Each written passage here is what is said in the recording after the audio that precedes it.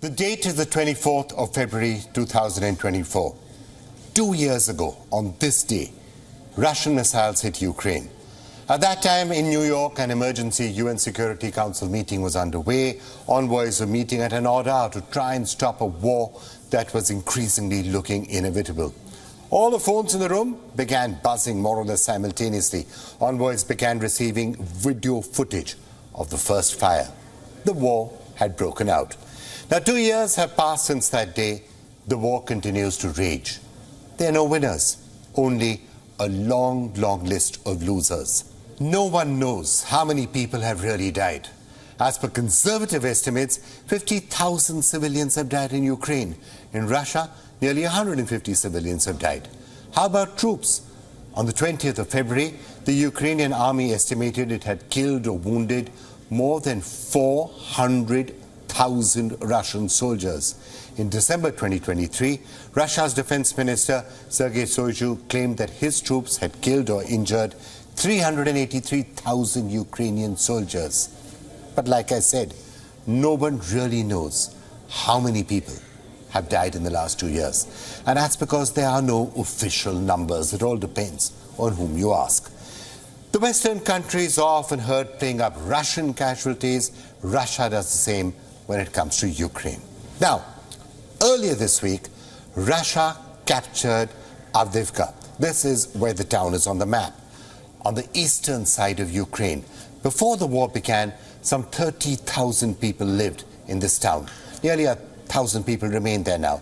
This is actually Russia's biggest victory since Bakhmut, which Moscow picked up in May 2023. After Bakhmut, this had become a sign of resistance. But it has fallen now. The Russian President Vladimir Putin called it, quote, an important victory, unquote. Why is it that Ukraine says it can't get forward? Ukraine is saying, we don't have resources, which, if you ask me, is a bit of a hard sell. I'll tell you why. NATO allies have loaded Ukraine with aid and weapons. Ukraine has been burning through them at an unprecedented rate. Now, you can blame callousness or you can blame corruption, but the fact is, in the last 2 years, Kyiv has actually got just about everything it asked for, except for EU or NATO membership, of course, which I don't think is on the cards. Kyiv asked for Patriot missiles from the United States. Washington sent them. Ukraine wanted Abrams tanks from the US, Leopard tanks from Germany, Challenger 2 tanks from the United Kingdom. All of that was given. It wanted long-range rockets, HIMARS, howitzers, you name it. Ukraine got all of that. But despite that, it was not able to make much progress in the battlefield, which may possibly explain why morale is at an all-time low, be it among the soldiers or the people of Ukraine. Now, over the last few months, we've been getting reports of young Ukrainians being forced to enlist. They are scared for their lives. The top brass in Ukraine's military, on the other hand, is scared that they won't be able to hold on much longer if more men and women don't join and if that continuous supply of weapons from the other Western countries don't continue. How many people do they need? Well, could be 500,000. How much Western arms and supplies do they need? A lot. How much Western aid do they need? A lot. And after all of that, Ukraine still doesn't look as if it is going to be winning the war.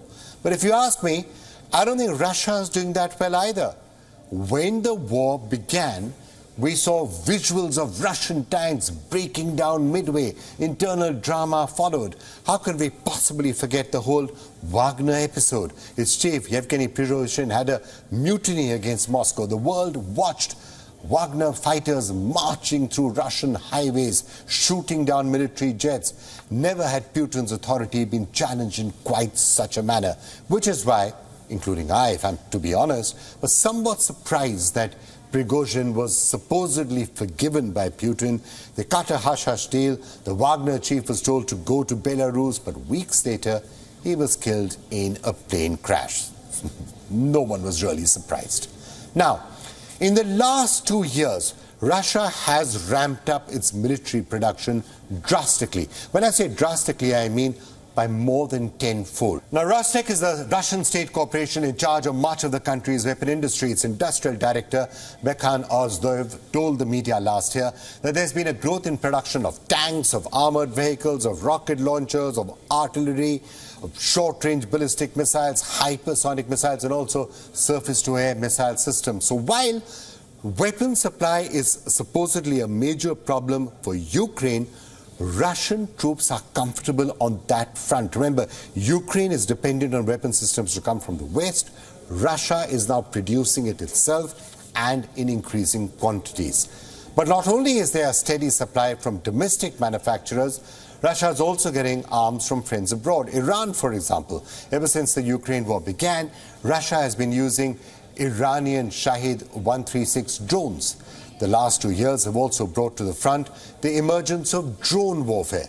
Ukraine's Deputy Prime Minister Mikhailo Fedorov claims that Ukraine has managed to ramp up annual drone production to 300,000. In 2024, Kyiv hopes that that number will touch 1 million. One thing is clear. Right now, neither Putin nor Zelensky is speaking the language of a truce. From gas to wheat, supply chains around the world have taken a hit because of this war. The big question is, how can this war be brought to an end? Some countries have offered to negotiate, some have even drawn up peace plans. I'm thinking Turkey, China. But what is a sustainable peace plan going to look like? What are the options on the table? Is any of this even possible, or are we just headed for a continued stalemate? Well, for more of this, we now have with us Lieutenant Colonel Glenn Grant, former advisor to the Defense Minister of Ukraine and a fellow at the Baltic Security Foundation. Lieutenant Colonel Grant, thank you so much for being with us. Let me just begin by asking you, it's been 2 years since the Russia-Ukraine war broke out. How do you see it poised? Well, I think that you could best describe it as, for both sides, it's a mess at the moment. Although Russia has the advantage, there's no question about that. The recent delays in providing ammunition and weapons to Ukraine from the western side has rather put Ukraine back on the defensive. I think this is only a temporary gap, but it's still bad, and of course it's caused problems with things like the loss of Avdiivka in the last week. Whereas Russia is actually throwing manpower at the whole of the front line in every place that they can.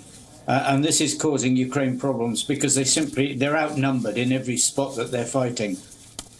So Ukraine is on the defensive, Russia is on the attack, but we shall see what happens.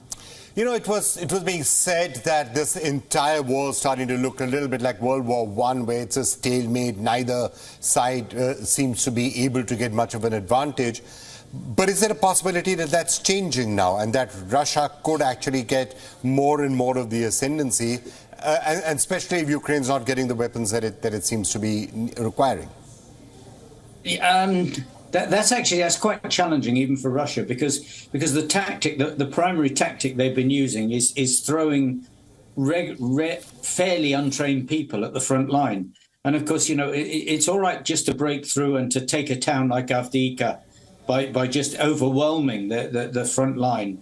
But then when you haven't got high quality troops and you haven't got people who know how to use armor and you don't have enough radios and you don't have enough, trained commanders, to move beyond just piecemeal attacks is almost impossible for them.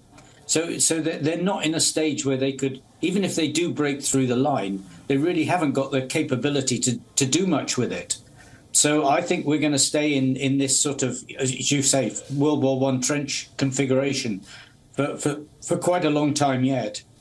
All right, Lieutenant Colonel Grant, so it's looking as if we might be here on the 3rd anniversary of the war, having another conversation to see how it's going. But thank you so much for joining us right now. Not at all. Thank you very much. Thank you.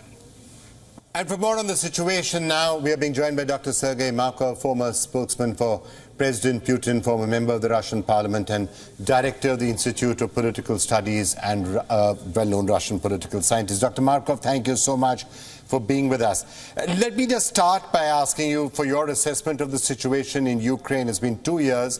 It's not clear where this war is actually headed. I think situation in Ukrainian fronts now familiar as World War I. It means that from military technology point of view, such kind of deadlock because defensive side has much more privilege in military technologies compared with offensive sides. So it's very difficult to go forward. And I would say that first American plan to make anti-Russia from Ukrainian by using repressive regime have been collapsed because of Russia started its military operation. Then Russian brief special military operation also have been not successful because the Russian army was not able to take control. And last year, on contrary, offensive of Ukrainian army also have been not successful. So now it looks like it's basically what you're saying is that it looks like it is a stalemate that could continue for a while, and the world is also getting distracted. All right, Dr. Markov, that's an interesting point of view. Thank you so much for joining us with that perspective from Russia. It's always been such a pleasure talking to you to try and get the Russian point of view. Thanks a lot for joining us.